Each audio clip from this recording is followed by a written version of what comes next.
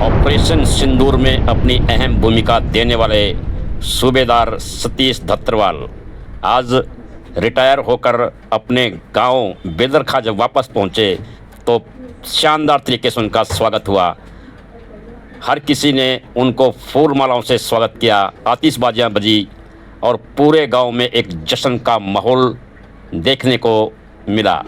आइए जानकारी लेते हैं किस तरह से उनका ये जीवन फौज के अंदर बीता और किस तरह से उन्होंने दुश्मनों के दांत खट्टे किए।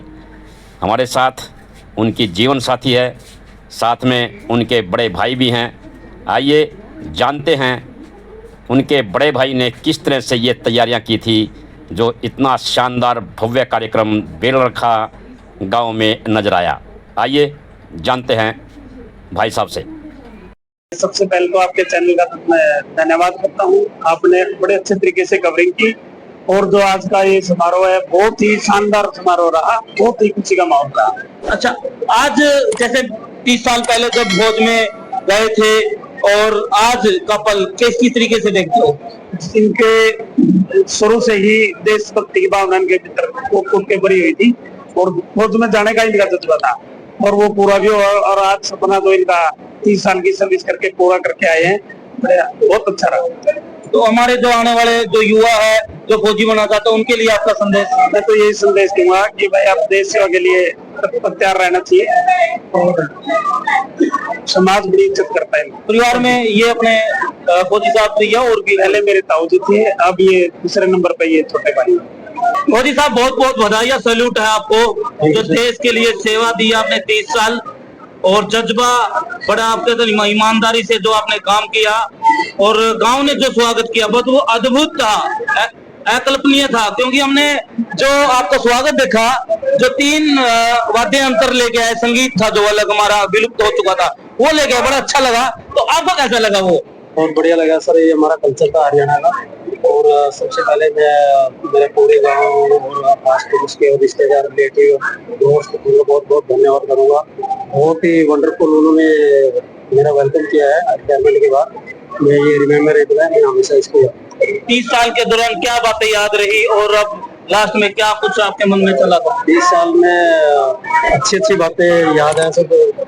मुझे बहुत कुछ सीखने के लिए मिला है, बहुत अच्छे ऑल इंडिया लेवल पे हर स्टेट के दोस्त मिले हैं, हर स्टेट का कल्चर देखने के लिए मिला है, हर स्टेट के लोगों के बारे में फैमिलाइज हुए हैं और हर स्टेट में तकरीबन घूमने का मौका मिला है। तो ऑल ओवर इंडिया से वाकिफ हुए हैं। 25 अप्रैल 1996 में आपने ज्वाइन किया था, 10वीं पास के बाद आपने ज्वाइन किया। उसके बाद की जो आगे की एजुकेशन थी आपने जो है मेरे ख्याल में आर्मी में ही की है। तो किस पद पर आपने ज्वाइन किया और किस पद से आप रिटायर हुए? मैं आर्मी में मैट्रिक करके गया था और वहाँ पर जैसे मेरे को मौका मिला मैं 10+2 वॉलंटियर किया। उसके बाद जैसे जैसे जिम्मेदारियां बढ़ती गई, रैंक मेरे बढ़ते गए, तो मुझे इतना टाइम नहीं मिला क्योंकि ज्यादा टाइम मैं आर्मी को दिया। तो मैं लास्ट सूबेदार तक पहुंचा, यहाँ भी जिम्मेदारी का काम था। किस प्रकार का कार्य आपको मिलता है सर? मेरा काम तो बेसिकली कम्युनिकेशन का था और कम्युनिकेशन के साथ एडमिनिस्ट्रेशन, अकाउंटेंट, कैंटीन और अदर प्रोटेक्शन वगैरह कोई भी ड्यूटी हो as a junior commission officer बनने के बाद तो फिर कोई उसका कोई भी उसको टास्क दे सकते हैं, वो टास्क। अच्छा, एक वो ड्रेस पहनी आपने फौजी वाली और ये सुना है कि चित्ते वाली ड्रेस इसको बोलते हैं, ऐसा क्यों सर? वो जो ग्रीन ड्रेस है जब हम फील्ड में पोस्टिंग करते हैं, आर्मी में 2 तरह की ड्यूटी होती है, फील्ड ड्यूटी होती है, पीस ड्यूटी होती है। पीस ड्यूटी जो नॉर्मल प्लेस में आते हैं, नॉर्मल स्टेटों में आते हैं, वहाँ पर हम ओपी ड्रेस होती है हमारी जो ग्रीन ड्रेस होती है।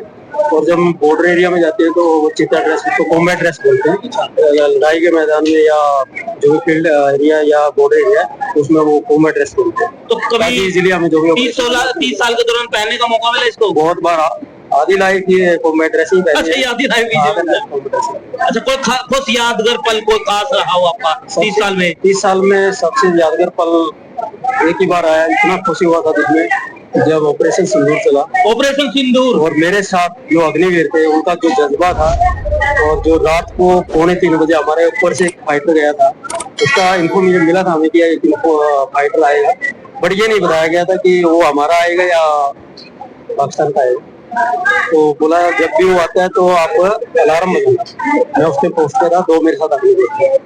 तो जैसे फाइटर आया बहुत तो लो लेवल से था, मतलब उसकी हाइट कम थी, क्योंकि दुश्मन को ना पता चले कि वो हाइट से, क्योंकि वो नीचे से लेके गया था।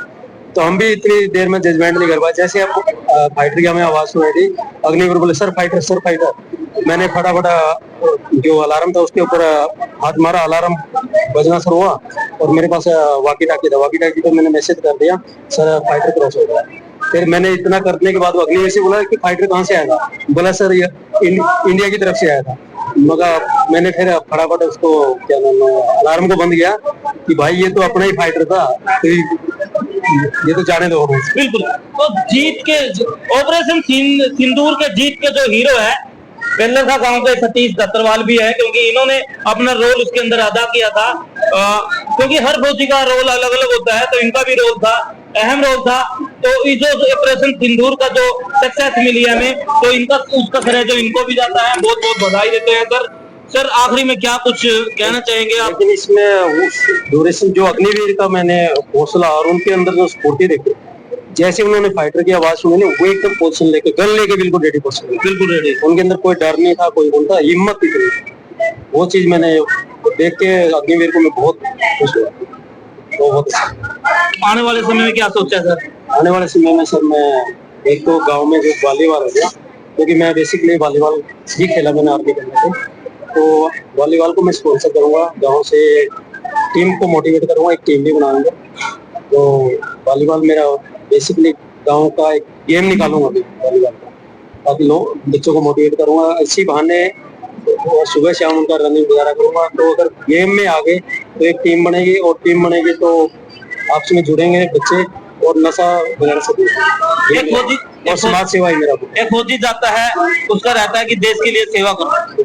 तो कभी मन में आया भाई जाए पाएंगे घर या नहीं जा पाएंगे, क्योंकि जिस जगह पर आप रहते हो या फिर जिस सिचुएशन में रहते हैं वहां पर हालात ऐसे होते हैं, कभी मन में आता था कि घर जाएंगे या नहीं जाएंगे, या फिर देश के लिए कुर्बान हो जाएंगे? नहीं, ऐसा ये चीजें तो कभी महसूस नहीं किया, क्योंकि जब ये वर्दी पहन लेते हैं और गाड़ी लेके बाहर निकल जाते हैं गेट से, तो सिर्फ देश ही दिखाई देता है, उसमें देश ही दिखाई देता है। और आएंगे नहीं आएंगे ये घर देश सब कुछ वही। बिल्कुल बिल्कुल वही रहे, क्योंकि हमारे जो साथी जब भी ऑपरेशन में जाते थे तो उसका ये आखिरी भी हो सकता है, ये कुछ नहीं था। इसलिए ये बोलते थे कि आज जो जिंदगी है ये आखिरी, इसको अच्छे से जी, जहाँ भी रहो अच्छे से। अपने दोस्तों से बिछड़े भी हो, वहां से आए भी हो, कुछ गम है या खुशी है? जैसे कुछ गम भी है, कुछ घर आने की खुशी भी है। बट अभी हम लोग नेटवर्क अच्छा हो गया, व्हाट्सएप में सभी के साथ कॉन्टेक्ट है, और ऑल इंडिया मेरे फ्रेंड्स है, सभी से मैं संपर्क में हूँ। ग्रुप बन गया, हमारे ग्रुपों में जुड़े हुए। बहुत बहुत। और लास्ट में मैं एक बात और कहना चाहूंगा, आप लोगों ने इतना अच्छा कवरेज किया है और सभी भाई लोगों ने सहयोग किया है इस फंक्शन को बहुत अच्छा वेल ऑर्गेनाइज करने के लिए, इसके मैं तहे दिल से धन्यवाद करूंगा। सर इसका श्रेय जो है आपके बड़े भाई को जाता है, क्योंकि काफी दिन से जो तैयारियां करे, क्या करना है, क्या नई चीज करनी है, कैसे स्वागत करना है, विचार हमसे भी ले रहे, दूसरे भाइयों से विचार ले रहे, क्योंकि भाई आ रहा है, और जब भाई आ रहा है तो उसके लिए अद्भुत स्वागत होना चाहिए। बिल्कुल, बहुत बढ़िया मैनेजमेंट किया है इन्होंने, इनका मैं हमेशा वैसे तो फौजी साहब की खुशी में सभी शामिल हुए हैं, लेकिन इनकी धर्म पत्नी की खुशी सबसे अलग होती है, क्योंकि 30 साल का इंतजार इन्होंने किया है, और मेरे ख्याल में सबसे बड़ा इंतजार जो आज खत्म हुआ है इनका। तो इनसे भी दो बात ले लेते हैं। जी आपको सबसे पहले बहुत बहुत बधाई। अच्छा, ये जो फौज में गए थे फौजी साहब, तो उस समय आपके क्या भाव थे, और आज जो रिटायर हो गया आज कैसा लग रहा है आपको? मेरे शादी होने से पहले शादी होने से पहले जाते। अच्छा, तो घर पे बात चलती थी इसकी, जे भाई आप कब आओगे, क्या रिटायर हो गया, चलती थी या नहीं? चलती थी। क्या था मन में खुशी थी भाई आएंगे 30 साल करके अपने। जैसे बड़े बड़े ऑपरेशन सिंदूर लड़ाइयाँ होती है, तो कभी डर भी महसूस हुआ? और अभी सिंदूर ऑपरेशन में जब इसने 2 दिन फोन नहीं करे ये सिंदूर के अंदर 2 दिन फोन नहीं किया तो डर लगा। अच्छा, तो क्या फिर बार बार फोन करते थे आप इनसे? करते थे, फिर इनके फोन किया मतलब फोन उठाया नहीं या फिर मिला नहीं? अच्छा, घर पे बात चलती थी, आपके बच्चे भी हैं, भाई आपके पापा का फोन नहीं है, इतना बड़ा सिंदूर बच्चे मेरे को संभालते, मम्मी आ जाएंगे, फोन आ जाएगा। अच्छा, आपको टेंशन रहती थी? अच्छा, आज कैसा लग रहा है? आज बहुत खुशी है। अच्छा तो अच्छा लगता मतलब असली शादी में मेरे ख्याल में आज होगी है। ये बड़ी बात है। मतलब ठीक है, फौज में जरूर थे देश के लिए सेवा और आप भी खुश थे, लेकिन मेरे ख्याल में आज असली में शादी मान रहा हूँ, क्योंकि आज आपके घर पे आएंगे, घर रहेंगे, आपके साथ रहेंगे, गांव में रहेंगे, अब आपसे 1 मिनट दूर नहीं जाएंगे। अच्छा, और क्या कुछ कहना चाहेंगे फौजी साहब के बारे में, फौजी साहब की बातों के बारे में? नेचर बहुत अच्छा है। अच्छा जी, कभी डांटते रूटते तो नहीं? वो तो है, बाइक में चलती है। नहीं, कभी फौज में से आ जाऊंगा या वो तो चलती है। अच्छा, जब जाते तो फिर कैसा? थोड़ा होता है, फिर बच्चों की तरफ देख के खुश करना पड़ता आंखों में आंसू हैं? है। फौजी साहब, आपकी मैडम आपसे बहुत प्यार करती है, क्या बात है? इन्होंने शहर की रहने वाली थी पर गांव की तरह ही काम किया है और मेरी पूरी जिम्मेदारी इन्होंने पीछे संभाला। अच्छा, बच्चे जैसे बहन से बहुत बहुत मैंने टैक्सी भी चलाया। ट्रैक्टर भी चलाया है? हाँ। देखो तो कितनी बड़ी बात है, फौजी साहब फौज में और घर का जो खेत में काम करती थी, इन्होंने खेत में ट्रैक्टर भी चलाया है। 1 साल इन्होंने मेरा घर परिवार खेती बाड़ी सब देखा है। खुद अच्छा जी। भी चलाया है इन्होंने। क्या बात है, झांसी वाली रानी थी, रानी थी, लगने वाली थी, क्या बात है। चलो जी, बहुत बहुत बधाइयां, आज फौजी साहब जी घर आए हैं 30 साल बाद, लेकिन आज हम मानेंगे कि आज वाकई में जो है सबसे बड़ी खुशी आपको मिली होगी। अच्छा, बच्चों की शादी होगी, अब करोगे? शादी अच्छे से तसल्ली से फौजी साहब सभी बातें ठीक ही और बहुत बहुत बधाइयां, लेकिन एक डांस पब्लिक चाहते हैं कि एक डांस हो जाए मैडम जी के साथ, जो खुशी का पल है, शादी में आपके साथ ना हुआ हो लेकिन आज जरूर होगा। और इस बात पर फौजी साहब ने तुरंत एक्शन किया, अपनी पत्नी और उनकी सहेलियों के साथ झूम झूम कर नाचे। तो वीडियो आपको कैसी लगी, किस तरह से एक फौजी का जीवन देश के समर्पित होता है, आपको कैसा लगा, वीडियो में कमेंट जरूर कीजिए, वीडियो को शेयर कीजिए और एक प्यारा सा जय हिंद सतीश धत्रवाल के लिए जरूर लिखिए। थैंक यू, शुक्रिया।